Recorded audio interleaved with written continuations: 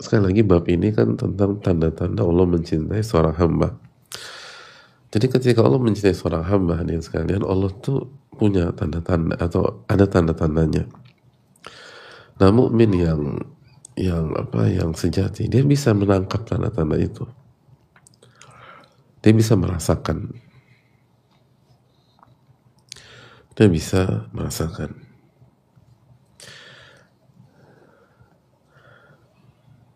Dan itu akan membuatnya semakin mencintai Allah Subhanahu wa taala. Jadi itu mencintai Allah itu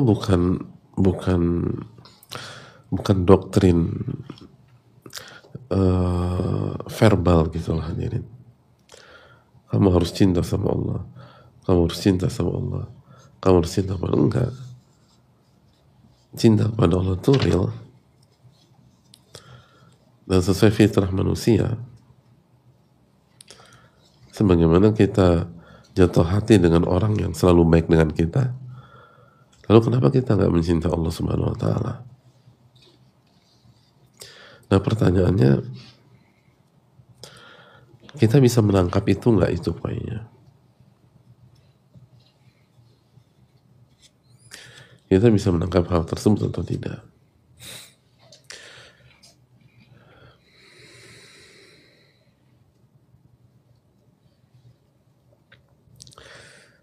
Ulama kita tuh bisa menangkap itu, bisa menangkap hal tersebut.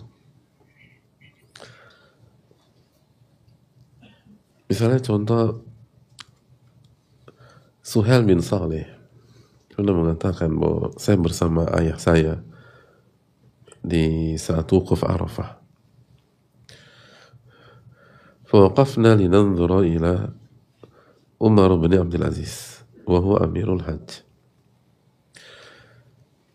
Lalu kita pada saat wukuf, lalu kita melihat Umar bin Abdul Aziz. Dan Umar bin Abdul Aziz kita tahu pemimpin besar. Beliau pada saat itu Amirul Hajj, pemimpin haji. Faqultu ya abatah. Lalu Suhail bin Salih mengatakan, wahai ayahku, wallahi inni la ara Allah yuhibbu Umar. Demi Allah, aku berpendapat, aku melihat Allah itu mencintai Umar bin Abdul Aziz. Jadi tiba-tiba anaknya bilang, Allah tuh cinta nih sama Umar bin Abdul Aziz. Qala lima. Ayahnya tanya, kok bisa simpulkan seperti itu? Qultu lima arahu dakhala lahu fi qulubin nasi minal mawaddah. Wa anta sami'ta Abu Hurairah yaqul qala Rasulullah SAW idza ahabba Allah 'abdan nada Jibril anna Allah qad ahabba fulan fahimbu. Karena yang saya lihat,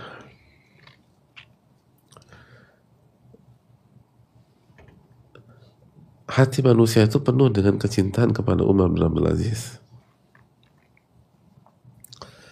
Jadi hati manusia itu penuh dengan rasa cinta kepada Umar bin Abdul Aziz. Dan kita tahu manusia-manusia pada saat itu sangat banyak para ulama, sangat banyak para aulia, para wali Allah, para ahli ibadah, dan mereka mencintai Umar bin Abdul Aziz. Lalu wa anta sami'ta, dan engkau mendengar langsung kan Abu Hurairah radhiyallahu anhu mengatakan bahwa Rasulullah SAW bersabda, sesungguhnya Allah kalau mencintai seseorang, Allah akan panggil malaikat Jibril, lalu malaikat Jibril mengatakan bahwa saya mencintai dia, maka cintailah dia, lalu malaikat Jibril mencintai dia, lalu malaikat Jibril memberikan pengumuman kepada penduduk langit, lalu penduduk langit pun mencintai dia, lalu Allah buat diterima di permukaan bumi. Lihat bagaimana ini hadis bab kita. Lihat bagaimana kemampuan para ulama dalam membaca kebaikan Allah Subhanahu wa taala dan kemaha eh, kemaha indahannya dan kemaha kemuliaannya. Dan lihat bagaimana mereka melihat semuanya itu dikaitkan kepada Allah Tabaraka wa Ta'ala, dikaitkan kepada Allah Subhanahu wa Ta'ala.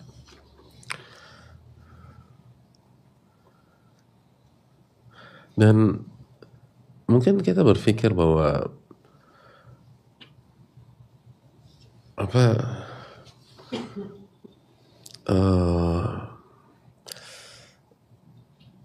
itu kan cukup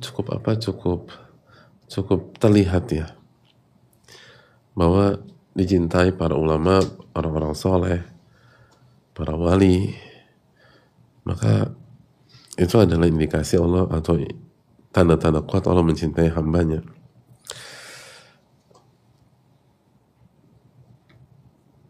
Dan itu cukup gamblang.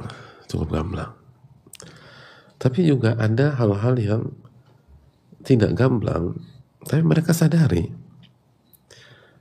Misalnya ucapan Fudail bin Iyad, beliau mengatakan, "Idza ahabballahu 'abdan aktsara ghammah, wa idza abghadha 'abdan wasa' 'alaihi dunyahu."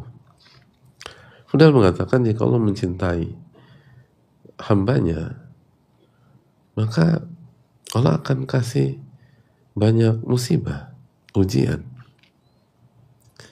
Dan kalau Allah benci seorang hamba, Allah akan meluaskan dunianya dan membuat dia lupa kepada Allah.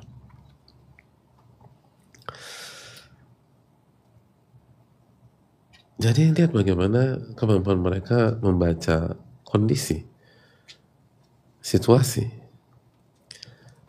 Ketika mayoritas manusia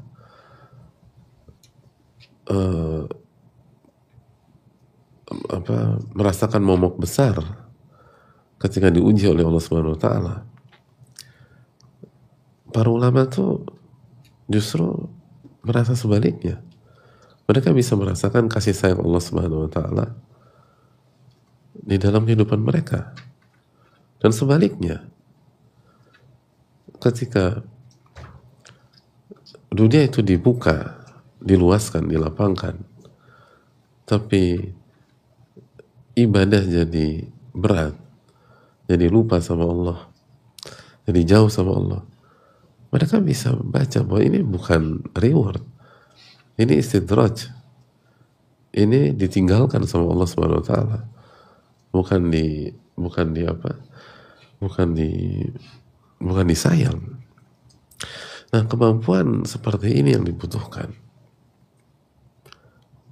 kemampuan membaca dan merasakan kasih sayang Allah, itulah yang dibutuhkan. Karena seringkali kita salah dalam menilai. Ada sebagian pihak bisnisnya dibuka oleh Allah, tapi dia lalai dalam sholat, nunda sholat, dan bahkan seringkali terlambat sholat, bahkan nggak sholat.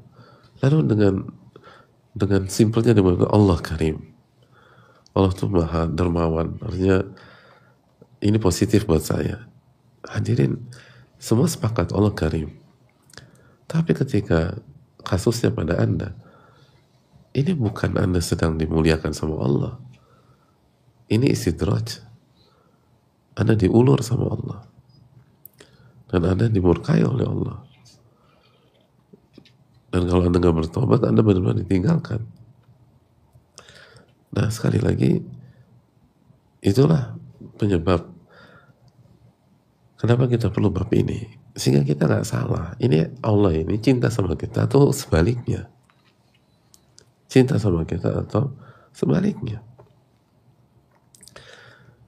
Karena cinta Allah ada ciri-cirinya. Cinta Allah ada ciri-cirinya. Oleh karena itu,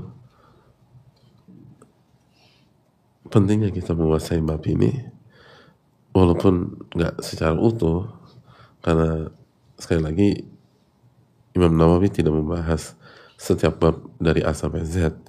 Tapi paling nggak ada sebuah hikmah besar bagi kita, bahwa kalau kita ingin jadi mukmin yang sejati, kita harus merasa kasih sayang Allah kepada kita, dan itu butuh taufik dari Allah, butuh minta pertolongan kepada Allah, butuh belajar, butuh membaca dalil dari Al-Quranul Karim dan Sunnah Nabi SAW, lalu banyak muhasabah, banyak introspeksi diri, lalu terapkan, cocokkan kondisi kita dengan dalil yang kita baca dengan keterangan para ulama kita.